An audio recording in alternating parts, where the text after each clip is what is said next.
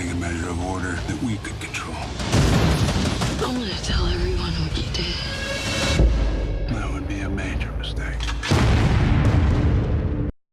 Sicario is directed by Denis Villeneuve, has directed some awesome movies like Prisoners and an extremely underrated and very unpopular movie called Enemy. And if you haven't seen that movie, please go watch that movie because it's an absolute masterpiece and it's so incredible and you need to go watch it. Sicario is about an FBI agent named Kate, who is played by Emily Blunt, who is recruited by a shady task force group led by Josh Brolin to aid them in the fight against drugs in the areas around America and Mexico border. But there's this consultant of the task force who is played by Benicio del Toro, and he's got a very mysterious past, and he's kind of creepy, and he's just a really, really interesting character, but I'll talk about him more later. But the team sets out on covert operations, and it leaves Emily Blunt's character to kind of question whether the ends justify the means, and where to cross the line between right and wrong, and whether or not she's going to abandon these thoughts in order to survive. If you haven't seen Villeneuve's movies, you wouldn't know how well this director can put suspense into a scene that wouldn't be there if he wasn't directing it. This guy can turn a simple scene into a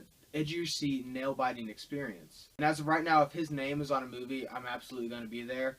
And he is the only reason that I'm excited for the Blade Runner sequel. But there's quite a few scenes in this movie where you have no idea where it can go, and it's really unpredictable. For example, there's this scene where they're at Border Patrol, and there's all these cartel guys around their car, and it's really, really, like, electric, and the scene is just absolutely ridiculously suspenseful, and it reminded me of the scene in Alien where Dallas is in the air ducts and Ripley is on the radio with him and she's telling him where the alien is. Oh, it's closer to you now. Oh, it should be right on top of you. It reminded me a lot of that scene because that whole scene in Alien, if you haven't seen it, is very, very suspenseful. The film is an extremely attractive film where everything looks dirty and gritty, and the cinematography is just amazing. Thank you, Roger Deakins. Roger Deakins is one of the best working cinematographers of all time, and he has not won an Oscar, and it's honestly offensive that he hasn't won an Oscar because he's an absolute artist, and every single movie he makes looks incredible, and it's just a beautiful movie,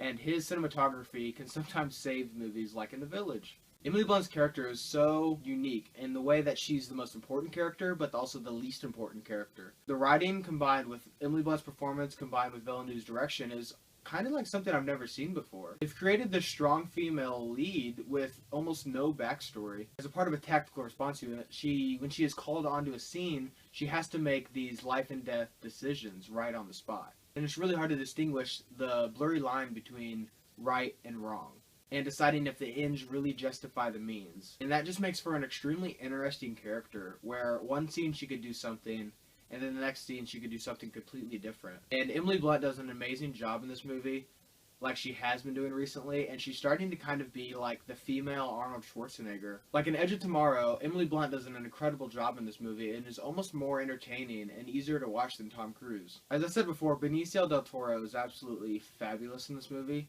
and he's easily my favorite character, which I didn't really expect. Benicio del Toro's character, Alejandro, was a lawyer whose family was killed by the cartel, and now his character is on this path of vengeance and trying to right the people who wronged him. And he was my favorite part in this movie, hands down. When he's interacting with certain people, he's kind of like a harmless guy because Josh Brolin has him on a leash, and he can kind of see where he's kind of bubbling just at the surface, and he's trying to keep it calm, but when he snaps and loses it, this character is absolutely a monster.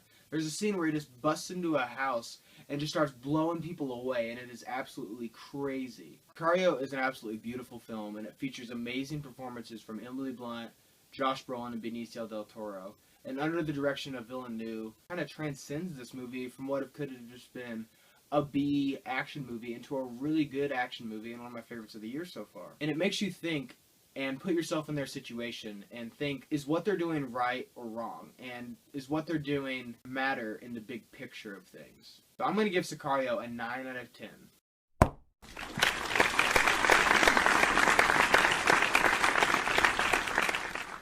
As always, thanks for watching, guys. I really appreciate it. And make sure you watch my next review of Pan and my upcoming Star Wars Revenge of the Sith review.